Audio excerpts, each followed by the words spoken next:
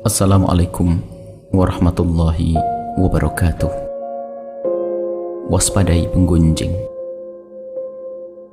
Saat Imam Hasan Al-Basri memberikan wejangan kepada para santrinya, tiba-tiba ada salah satu orang yang hadir mengangkat tangan dan berkata, "Wahai Imam, kami ingin menyampaikan satu hal jika diperkenankan." Dijawab oleh Imam Hasan Basri, "Silakan." Kemudian orang tersebut bercerita, "Wahai Imam, aku sangat mengagumi majelismu.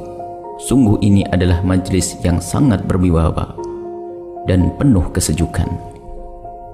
Akan tetapi, kenapa ada di tempat jauh di sana ada seorang guru yang selalu menyebut Imam Hasan Al-Basri dengan sebutan yang tidak pantas dan menjelek-jelekan Imam Hasan Al-Basri?"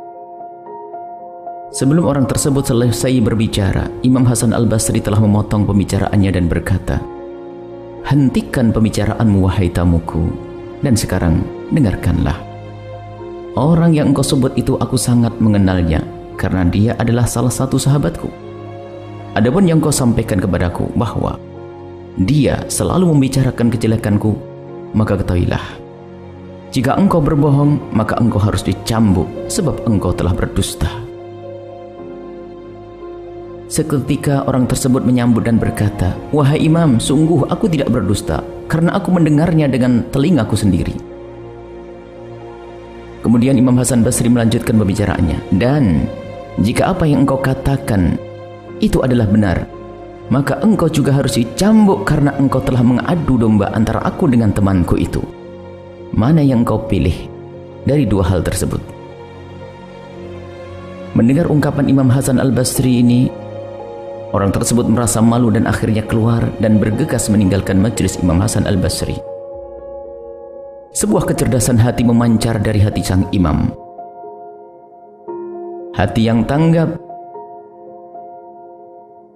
terhadap penyakit yang dikirim oleh otak-otak kotor dan hati-hati yang tidak terdidik.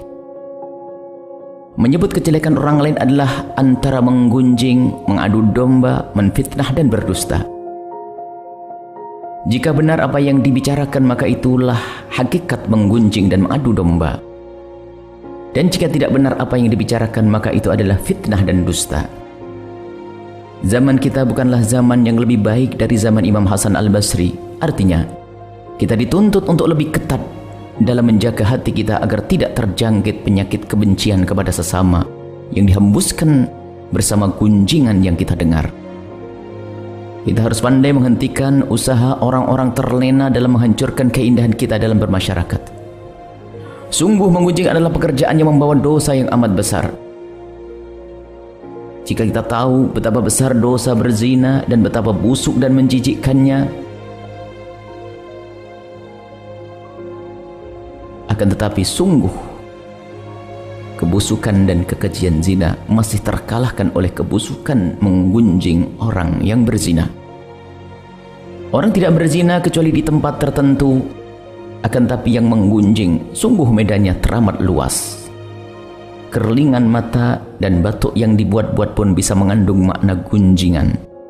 Bahkan seorang yang lagi duduk di tengah masjid atau seorang ustadz yang lagi berceramah di atas mimbar pun bisa menggunjing dengan isyarat dan kalimat yang sangat lembut.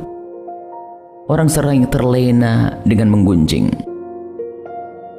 terbawa dalam sebuah perbincangan yang panjang lebar, tiba-tiba tanpa disadari ia telah berada di tengah-tengah lautan gunjingan. Bahkan ada orang yang menggunjing sudah mendarah daging di dalam dirinya, sehingga ia tidak sadar jika setiap gerak dan ucapannya selalu memberi arti gunjingan. Yang selamat adalah yang waspada. Imam Hasan Al-Basri adalah suri toladan kita. Mari kita cermati semua orang yang berbicara dengan kita. Jika yang dibicarakan adalah kejelekan sahabat kita, maka ketahuilah itulah gunjingan. Kita harus sadar bahwa di balik pembicaraan itu adalah racun yang ditabur di hati kita. Tanpa kita sadari, setelah itu kita pun akan berprasangka buruk kepada orang yang kita dengar tentang ceritanya.